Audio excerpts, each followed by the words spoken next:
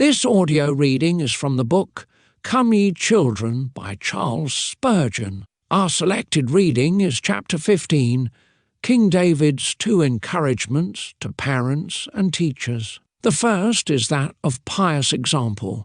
David said, "Come ye children, hearken unto me, I will teach you the fear of the Lord."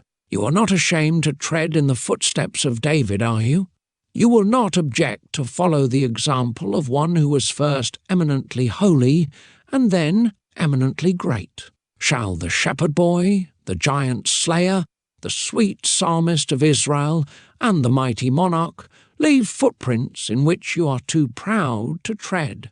Ah, no! You will be happy, I am sure, to be as David was.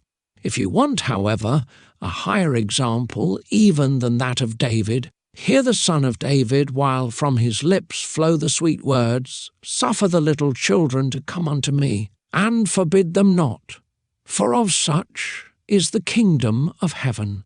I am sure it would encourage you if you always thought of these examples. You who are teaching children are not dishonoured by that occupation. Some may say you are only a Sunday school teacher, but you are a noble personage, holding an honourable office, and having illustrious predecessors. We love to see persons of some standing in society take an interest in Sabbath schools. One great fault in many of our churches is that the children are left for the young people to care for the older members, who have more wisdom, taking but very little notice of them, and very often the wealthier members of the church stand aside as if the teaching of the poor were not, as indeed it is, the special business of the rich. I hope for the day when the mighty men of Israel shall be found helping in this great warfare against the enemy. In the United States we have heard of presidents, of judges, members of Congress, and persons in the highest positions not condescending, for I scorn to use such a term, but honouring themselves by teaching little children in Sabbath schools. He who teaches a class in a Sabbath school has earned a good degree. I had rather receive the title of SST than MA, BA, or any other honour that ever was conferred by men. Let me beg you, then, to take heart, because your duties are so honourable.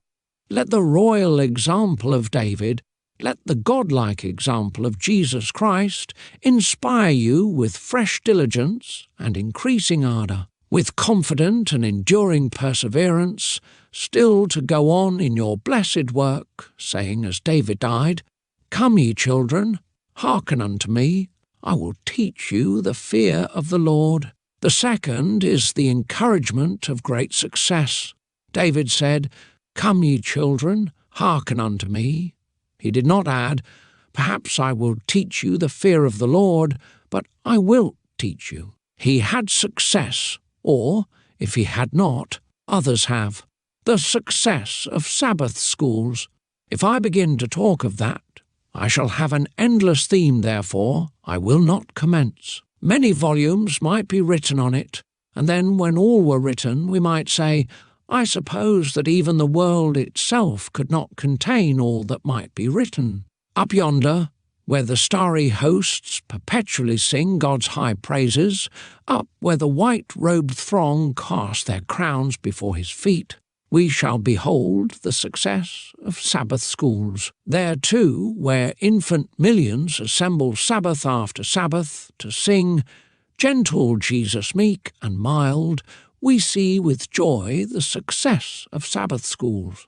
And up here, in almost every pulpit of our land, and there in the pews where the deacons sit and godly members join in worship, there is seen the success of Sabbath schools. And far away across yonder broad ocean, in the islets of the south, in lands where those dwell who bow before blocks of wood and stone, there are the missionaries who were saved in Sabbath schools, and the thousands, blessed by their labours, contribute to swell the mighty stream of the incalculable, I had almost said infinite, success of Sabbath school instruction.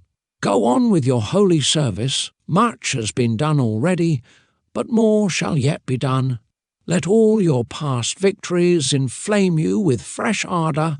Let the remembrance of your triumphs in previous campaigns, and all trophies won for your Saviour on the battlefield of the past, be your encouragement to press on with the duty of the present and the future. This concludes our reading. Thank you for listening.